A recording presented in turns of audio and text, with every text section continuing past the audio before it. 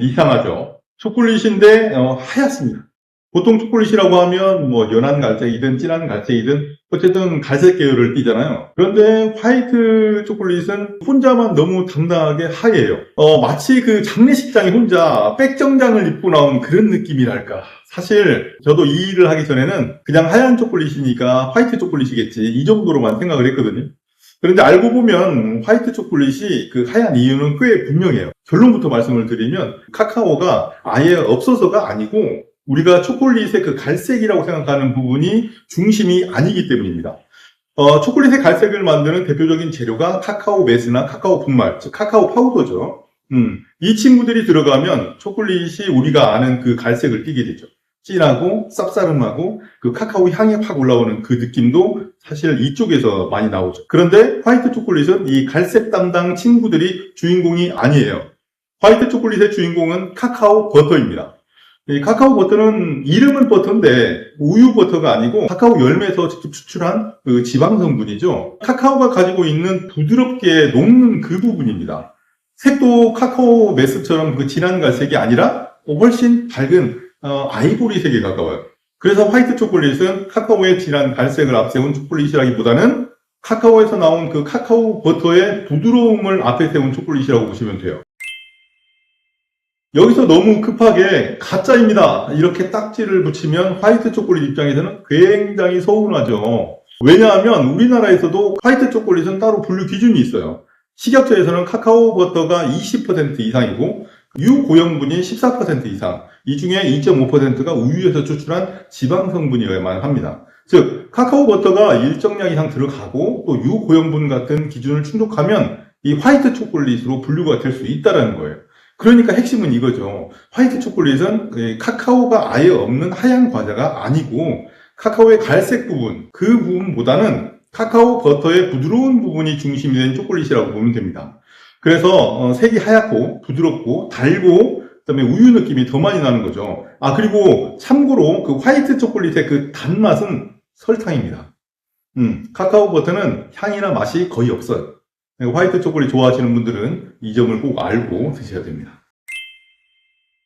황당하실 수 있는데 우리나라의 식품 기준에는 다크 초콜릿이라는 말이 없어요. 그냥 초콜릿으로만 분류가 됩니다. 초콜릿, 밀크 초콜릿, 화이트 초콜릿, 준 초콜릿, 초콜릿 가공품 이렇게 5가지로 구분이 돼요. 초콜릿이라고 하면 그 카카오 고형분이 30% 이상, 그 중에 카카오 버터가 18% 이상이어야만 합니다. 밀크 초콜릿은 카카오 고형분이 20% 이상이어야 되고요. 화이트 초콜릿은 카카오 버터가 20% 이상 들어가야 돼요. 준 초콜릿은 카카오 고형분이 딱 7%만 넘어가면 되고요. 초콜릿 가공품은 2%만 넘어가면 됩니다. 이거 외에도 유고형분이나 유지방 같은 기준이 같이 붙어 있거든요. 근데 거기까지는 아실 필요가 거의 없을 것 같아요. 진짜 궁금하신 분들은 댓글 남겨주세요. 자, 그럼 다크밀크 화이트는 느낌상으로만 나누는 걸까? 아니요. 저희 같은 업체나 또는 우리 구독자님들처럼 초콜릿에 관심을 가지는 분들에게 제시할 수 있는 그 기준은 있어요. 앞서 질문에서도 언급한 내용이지만 다크 초콜릿은 카카오 메스와 카카오 버터 같은 그 카카오 원료가 중심에 서 있고요. 보통 카카오 함량이 50%를 넘어갑니다.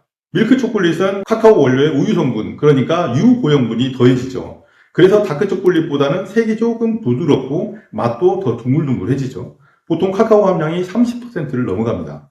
그리고 화이트 초콜릿은 앞서 설명드렸죠. 카카오 버터와 유고형분이 중심이고요. 설탕이 추가로 더 들어갑니다. 그래서 우리가 아는 갈색 초콜릿 맛보다는 부드러운 지방감, 우유 느낌, 그리고 단맛이 더 앞으로 나오게 되는 거죠.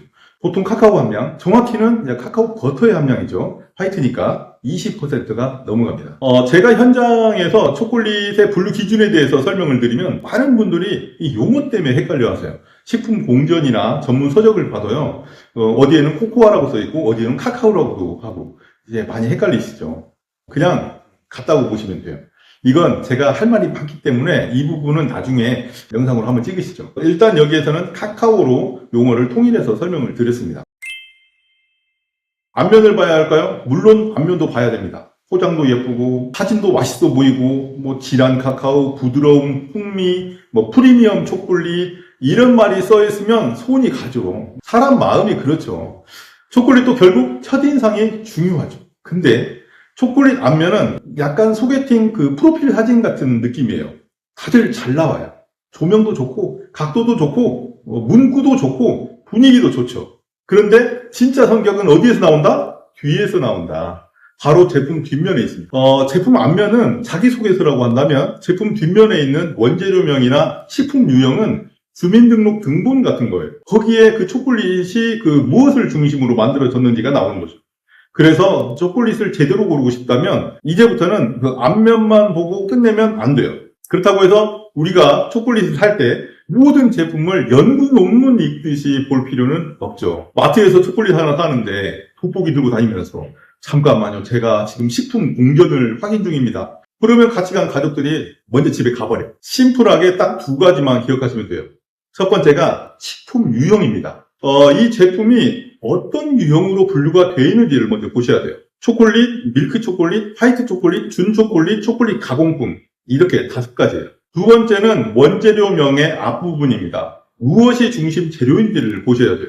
원재료명을 딱 봤는데 이게 처음 보는 단어인데다가 읽기도 어려운 단어가 앞에 보인다면 네, 알아서 선택하시고요.